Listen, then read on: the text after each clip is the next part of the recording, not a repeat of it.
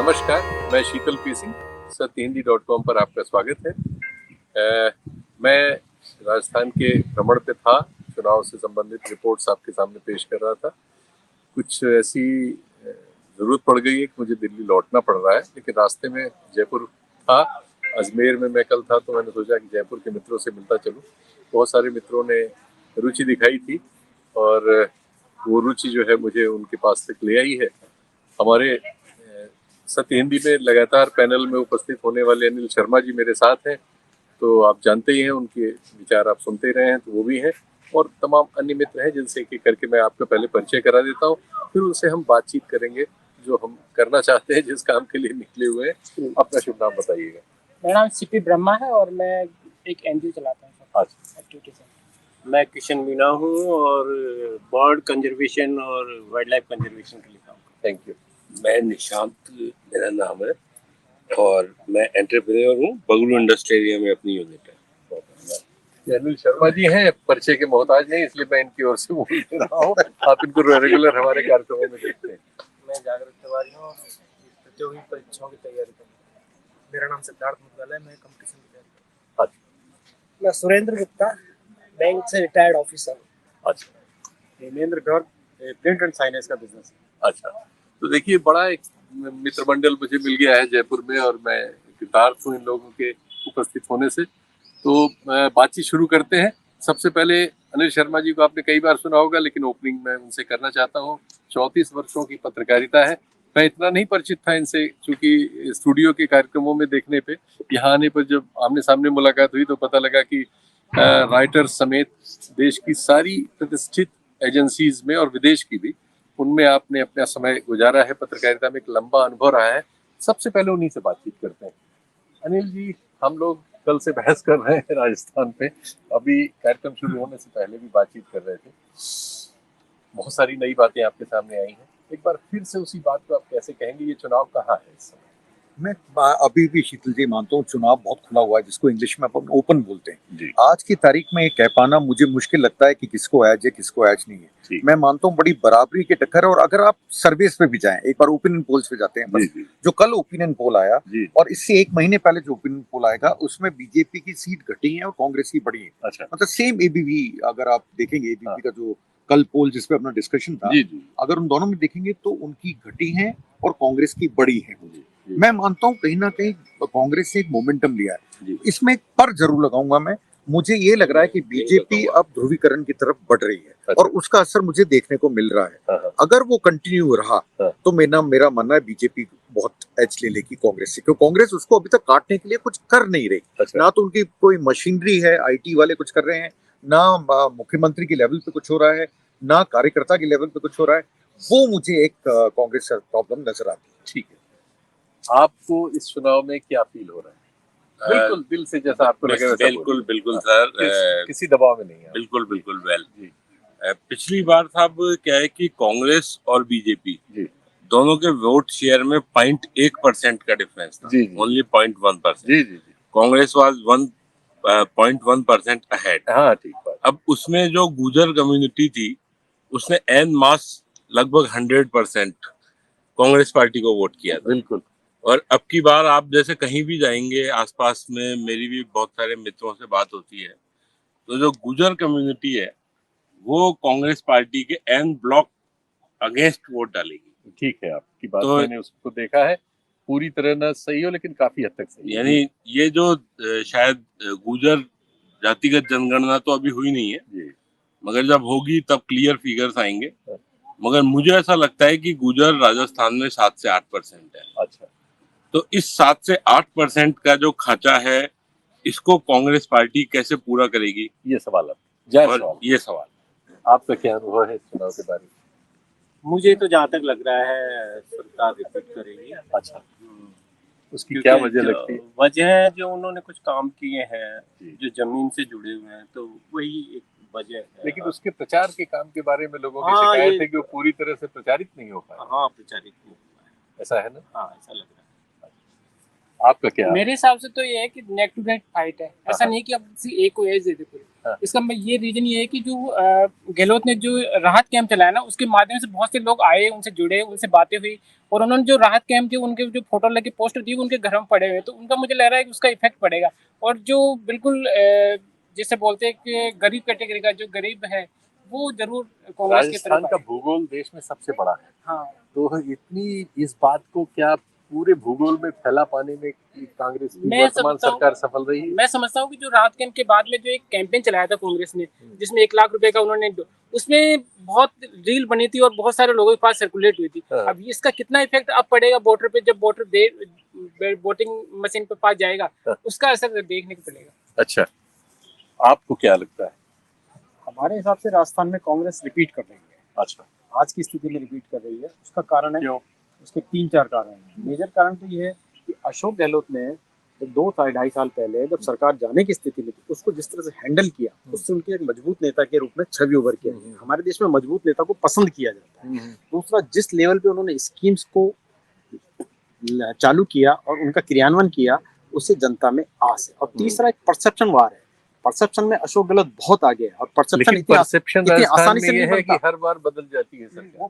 वो एक वो एक धारणा- बड़ा परसेप्शन है। बना रखा है practice बना रखा है कि अदला बदली होगी सरकार की या रिवाज है, ये सब कहने की बात है। तीसरा, भाजपा वसुंधरा जी को लाने में 6 महीने से ज्यादा डिले कर दी। अच्छा, अंत समय में जब टिकटिंग का समय आ गया तो वसुंधरा जी को लाया जाता है, तो वसुंधरा जी के भी हाथ कटे हुए हैं और भाजपा के भी हाथ कटे हुए। जो कंफ्यूजन था उनके भाजपा खेमे अभी में, जो मित्र ने कहा कि गुर्जर समाज ने पिछली बार पायलट साहब को सोच रही थी कि मुख्यमंत्री बनेंगे, इसलिए उन्होंने सब वोट ऐसा किया पायलट सब इस समय 6-7% आज उनका की वोट स्थिति है। में हो इस सकता है। बार वो नहीं कर रहे हैं, इस पर कुछ आपके कहना है? मेरा उस मामले में बिल्कुल क्लीन सोच ये है कि सचिन पायलट लगातार कांग्रेस के साथ, उनकी और अशोक गहलोत की कोई व्यक्तिगत कोई भी लड़ाई हो सकती है या कोई भी दुर्भावना हो सकती है, लेकिन उनके समाज में जो उनके मैसेज समाज के अंदर उनके पास ऑप्शन नहीं है।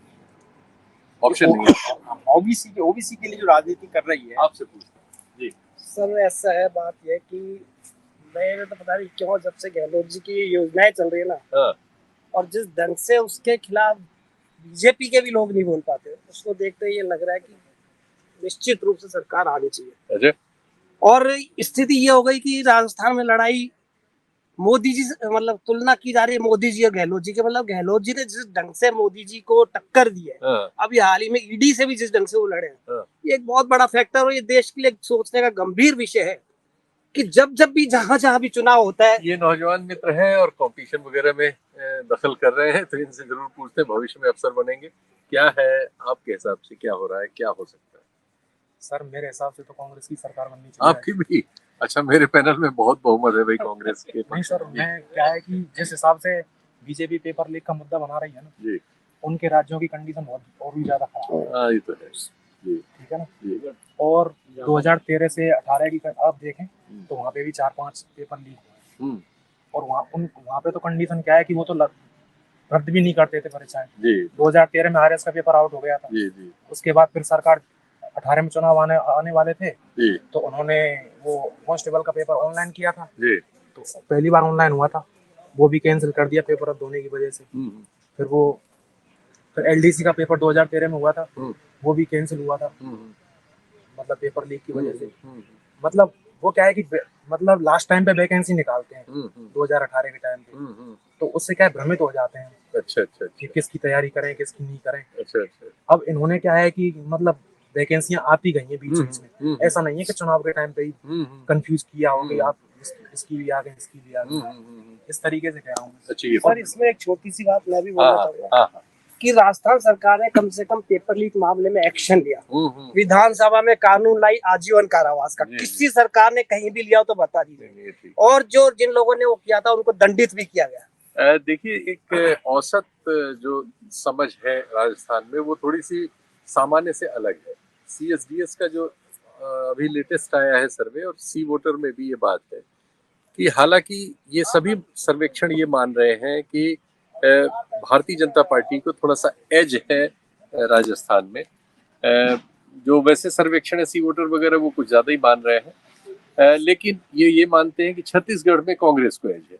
लेकिन जब दोनों जगह के मुख्यमंत्रियों की बात होती है कि उनकी लोकप्रियता का पैमाना क्या है, तो हम पाते हैं कि छत्तीसगढ़ जहां कांग्रेस को जीतते हुए वो देख रहे हैं सर्वेक्षणों में, वहाँ के मुख्यमंत्री की वहाँ रेटिंग जो है 34% है, और यहाँ के मुख्यमंत्री की, जिसको वो मान रहे हैं कि बीजेपी को एज है और सरकार फॉलो बैक में है, वहाँ पर मुख्यमंत्री की रेटिंग 43% है, 43-43%, जो एक बहुत ही पॉजिटिव रेटिंग है। ये एक ऐसा सवाल है जो समझ से परे है। अनिल शर्मा जी से इस क्रक्स को समझने की कोशिश करते हैं, ऐसा क्यों है कि जिस राज्य के बारे में सर्वेक्षण ये आ रहे हैं कि वहाँ चुनाव में हो सकता है कि कांग्रेस थोड़ा पीछे हो, लेकिन वहाँ के मुख्यमंत्री की जो रेटिंग है वो बहुत हाई है और बनी हुई है, और दूसरी ओर जिस राज्य में कांग्रेस चुनाव जीतने जा रही है इन्हीं सर्वेक्षणों के आधार पर वहाँ के मुख्यमंत्री की रेटिंग तुलनात्मक रूप में यहाँ के मुख्यमंत्री से करीब 10 पॉइंट नीचे है, 9 पॉइंट नीचे है। इसका मुख्य कारण जो है शीतल जी, मैं पढ़ पा रहा हूँ, वो ये है कि जो एंटी इनकम्बेंसी है वो अशोक गहलोत के पर्सनली अगेंस्ट नहीं है, पर उनके कुछ एमएलए और मिनिस्टर के अगेंस्ट है, इसमें कोई शक नहीं है। उसको ठीक करने के लिए ही शायद, जैसा इन्होंने अभी बोला था, अशोक गहलोत की जो पॉलिसीज हैं शायद उनको धरातल पे, भाई साहब ने कहा था धरातल पे लोगों तक पहुंचा नहीं पाए, शायद ये एक वजह हो सकती है जिसको मैं मानता हूँ, और इसीलिए उनकी खुद की पर्सनल रेटिंग बहुत हाई है। उनके अगेंस्ट मैं कहता हूँ बीजेपी में कई लोग हैं जो ये बोलते हैं ओपनली कि अशोक गहलोत के अगेंस्ट कोई एंटी इनकम्बेंसी नहीं है, पर उनके एमएलए और मिनिस्टर्स के अगेंस्ट है। क्या अशोक गहलोत उस एंटी इनकम्बेंसी को अपने दम पे बीट कर पाएंगे शीतल जी? यही चुनाव का सबसे बड़ा क्वेश्चन है आज की तारीख में। अनिल जी की एक जिम्मेदारी भरी बात है, इसी बात पे जयपुर से मित्रों से बातचीत को समेटते हैं। कल मैं दिल्ली हूँ, अपनी जरूरत के हिसाब से फिर अगले 2-3 दिनों में आना चाहूंगा। आप कुछ बताना चाह रहे हैं, नौजवान बीच में छूट गए थे। हाँ, आपके हिसाब से क्या हो रहा है यहाँ के चुनाव में? आप बिल्कुल यंग है और अभी कॉलेज में है, कहाँ है? प्रतियोगी परीक्षा तैयारी कर रहा अरे वाह, शाबाश। क्या आपका क्या अनुभव है? हूं। मुझे लगता है सर, मतलब अभी हमने पुरानी सरकारें देखी नहीं है, लेकिन कांग्रेस से प्रभावित और व्यक्तिगत रूप से जो प्रत्यक्ष लाभ है वो मिल रहे हैं। अच्छा। जैसे आरजीएचएस की सुविधाएं हैं, हाँ। उसका अभी भी फायदा उठा के आ रहे हैं। अच्छा। अस्पताल से भी आ रहे हैं। अरे, तो इस वजह से प्रभावित है काफी। अच्छा। गहलोत जी से। सर मेरा एक चीज कहने का मोह है प्लीज। कि हमें राजस्थान में शांति चाहिए। हाँ। इस पे मैं भी कुछ कहने का मतलब मेरा ये है, इस दौरान शांति रही है 5 साल? शांति है। इन्होंने क्या है कि मुद्दे उठा रखे हैं, झूठ फैलाते हैं। हाँ। वो 50 लाख वाला मैटर कर रखा है, इन्होंने 5 लाख रुपए का, सभी को 50 लाख रुपए उसको भी दिया गया है, उदयपुर में नहीं मिला है। अच्छा, ठीक है ना, वो दो नौकरियां, जिसको धार्मिक आधार पे 2 नौकरियां और दी गई, 50 लाख रुपए दिए दो गए। सरकारी नौकरियां मिली हैं लड़कों 50 लाख के लिए। ये रैगरपुरा वाली किलिंग की बात कर रहे हैं, जैसे आपने सोशल मीडिया पे व्हाट्सएप पे बहुत देखा होगा। उदयपुर कन्हैया लाल वाले हत्या की बात कर रहे हैं, और यहाँ जो तो एक उदयपुर- धर्म विशेष के सर, एक मामले बन गए थे। 10 सेकंड की और जी, मेरे को प्लीज प्लीज। कि जो एक मुद्दा जो बीजेपी बना रही है, जो उसने कभी उठाया नहीं है, जी। कि पेपर लीक वाला जी। कभी नहीं उठाया। जी। उसको आंदोलन उसको लेके सचिन पायलट ने किया था। जी। अजमेर से जयपुर तक यात्रा निकाली थी और इस युवाओं के पक्ष में सचिन पायलट ने आवाज उठाई थी, बीजेपी ने कभी आवाज नहीं उठाई। ओके। तो ये एक सोचने की बात है आज के युवाओं को कि ये आवाज भी कांग्रेस ने उठाई थी, कांग्रेस के अंदर। चलिए सुन लेते हैं, आप कुछ कह रहे हैं। अनिल सर ने एक बात कही थी ध्रुवीकरण वाली, जी। इस पे मैं कहना चाहूंगा हाँ। कि भाजपा ने 2 टिकट ऐसे दिए, एक अलवर से जय आहूजा को, जी। ज्ञानदेव आहूजा जी के भतीजे हैं। जी जी जी, उनका एक कार्यक्रम यही था, जिन्होंने बयान दिया था जेएनयू में कंडोम। हाँ, कंडोम, हाँ, 3000 कंडोम और मिलते उनके रोज। भतीजे का एक यहाँ कार्यक्रम था जिसके अंदर कुलश्रेष्ठ जो है, हाँ। जो हिंदुत्व पे काफी बोलते हैं, उनका यहाँ पे कैंसिल हुआ था। मैंने उनको यहाँ बड़े क्लोज से देखा था। हाँ। और एक दूसरा टिकट हवा महल से दिया है बाल मुकुंदाचार्य। हाँ। इनको टोटल हिंदुत्व का नया पोस्टर बॉय राजस्थान में क्रिएट किया जाएगा। अच्छा। और इस जहर घुलेगा। हाँ। अगर ये दोनों अगले 15-20 दिन में जहर घोल पाते हैं तो हो सकता है बीजेपी को थोड़ा सा ये विषय आपने ऐसे डाल दिया जिसपे कुछ और लोगों की भी राय ले लें। अभी बाबा बालकनाथ वाले कार्यक्रम में भी एक विशेष बात हो गई थी, जिससे सिख समुदाय जो है बहुत आहत अपने को महसूस कर रहा है।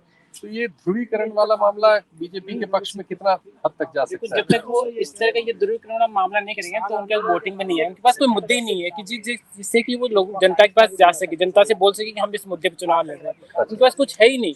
अभी जैसे एक मैं सर की बात, इन्होंने गुर्जर समुदाय की बात की, मैं 6 साल गुजरात वहाँ भीलवाड़ा में रहा हूँ और उसी जगह रहा हूँ जहाँ पे मांडल है और जहाँ पे गुर्जर की संख्या बहुत। लेकिन मैं मानता हूँ कि वहाँ पे 50% भी गुर्जर कांग्रेस को नहीं देते। 50% जब पायलट थे तब भी नहीं मिले वहाँ पे, मैंने खुद देखा है। मैं उस एरिया में रहा हूँ जब ये रामपाल जाट साहब जो चुनाव जीते थे, तो मुझे लगता है कि इसका कोई ये बता रहे 1-2% प्रसंग में आप कुछ कहना चाहेंगे? मेरे हिसाब से तो इसका कोई ज्यादा फायदा नहीं मिल पाया, क्योंकि ये तुरंत से खड़ा करते हैं ना, जो कुकुर मुत्ते की तरह उगाते हैं ना, तो शहरों की बहुत खराब है। शहरों की कस्बों की बहुत बड़ी आबादी इससे प्रभावित रहती है। ज्यादा लोग समझदार हो गए, इतने धक्के खा लिए कि लोग समझदार हो गए। मेरी ओपिनियन ये है सर कि कम से कम जो सब अर्बन सेंटर्स हैं और जो अर्बन सेंटर्स हैं उनमें वोट ही केवल कम्युनल पोलराइजेशन पे पड़ता है। ठीक कह रहे हैं। और जो विलेजेस हैं उनमें कास्ट पर वोट पड़ता है। और इसमें कोई डाउट ही नहीं है, ये आप यानी राजस्थान का ही ट्रेंड नहीं है, पूरे हिंदुस्तान में कहीं चले जाइए आप, उत्तर भारत का खास अब साउथ का तो मैं कह नहीं सकता, मगर नॉर्थ इंडिया में तो कम से कम अर्बन और सब अर्बन सेंटर्स पे जो कम्युनल पोलराइजेशन है वो बहुत बड़ा इशू है। और बीजेपी का जो बेसिक एज है यानी राजस्थान में या पूरे नॉर्थ इंडिया में, उसके पीछे उसका रूट कॉज यही है, बेसिकल रूट कॉज। क्योंकि बहस आगे बढ़ गई, एक और चीज पूछ लें, मोदी जी की रेटिंग इतनी हाई आती है, उसकी क्या वजह है, जबकि उनकी सरकार पे जो उनका काम है उससे नौजवानों में औसत महंगाई का जो सवाल है, बेरोजगारी का सवाल है, जनरल एडमिनिस्ट्रेशन का सवाल है, विदेश नीति का भी सवाल है, उन सब पर प्रश्न चिन्ह खड़े होते हैं। लेकिन मोदी जी की रेटिंग राजस्थान में तो बहुत हाई है। मैं आपको बताऊं, मेरे को रेटिंग पे क्वेश्चनेबल है। मैं आपको शीतल जी बताता हूँ, क्योंकि मैं बीच में एशिया टाइम्स हांगकांग में, आपने 25 में से 25 लोकसभा सीटें उनको वो दी थी, बिल्कुल सही बात है। अब के मुझे नहीं लगता 25 मिलेंगी, पहली बात तो ये बता देता हूँ। वो चुनाव को आप इस चुनाव से नहीं जोड़ सकते। वो उससे आपको याद हो, वो बालाकोट हुआ था, पुलवामा हुआ था, उसका असर बहुत पड़ा था लोगों पे। इस बार मैं मानता हूँ शीतल जी की वो नहीं रहेगा रिजल्ट जो पहले रहा था। मुझे लगता है यहाँ पे भी बीजेपी लूज करेगी, कितना करेगी अभी चुनाव में टाइम है, देखने की बात है। मैं ये भी नहीं मानता हूँ कि जितना सर्वेस दिखा रहे हैं इसको मैं सही नहीं मानता हूँ। इसका एक कारण आपको देता हूँ, क्योंकि मैं अभी बीच में उसमें लिखा करता था एशिया टाइम्स हांगकांग में। मैं पहला आदमी था जिसने लिखा था कि मोदी अपने ऑरा को लूज कर रहे हैं, और वो ऑरा धीमे धीमे लूज हो रहा है, ये नहीं कि बहुत तेज रफ्तार से हो रहा हो। मेरे को इस पे भी एक क्वेश्चन है, क्योंकि अभी जैसे दो हमारे साथ खड़े हैं, यंग हैं, और अब हमारे साथी पत्रकार हैं बड़े, उन्होंने अभी जो सीकर में इंटरव्यूज करे थे, उसमें एक चीज उभर के आई कि वहाँ के जो लड़के हैं, जो यंग जनरेशन, आप देखिए राजस्थान में फर्स्ट टाइम वोटर्स करीब 22 लाख हैं, उनका इम्पैक्ट बहुत आएगा, आपको बता रहा हूँ। ये लोग अभी काउंट नहीं कर पा रहे उसको, जैसे ये दो खड़े हैं, ये शायद फर्स्ट टाइम वोटर होंगे, उसका इम्पैक्ट बहुत। उनमें जो एक आवाज है वो अग्निवीर को लेके बड़े अगेंस्ट है मोदी सरकार के, और वो चाहते हैं कि यहाँ से भी जाए और सेंटर से भी जाए, कहीं पे भी मोदी सरकार नहीं आनी चाहिए। तो ऐसा नहीं है उनको, और जितना दिखाया जा रहा है ना शीतल जी, वो भी आज की तारीख में क्वेश्चनेबल है। तो ये सब परसेप्शंस हैं मुझे समाज के। हाँ जरूर, आप एक बात कह रहे हैं तो इसलिए आपकी बात जरूर सुनना है। यानी लास्ट जो वो है कि अभी आपने जो बोला कि साहब मोदी जी की तमाम फेलियर्स के बाद भी उनकी जो रेटिंग है वो बहुत हाई है, तो मुझे ये लगता है कि just because Modi is the poster boy of Hinduism, Hindutva, जो हिंदू जो विचारधारा जो चाहे से वीर सावरकर के टाइम थी या हिंदू महासभा के टाइम थी या उसके बाद से जो एक हिंदुत्व की जो विचारधारा चल रही है, उसका जो टॉप पोस्टर बॉय है आज की तारीख में वो मोदी है।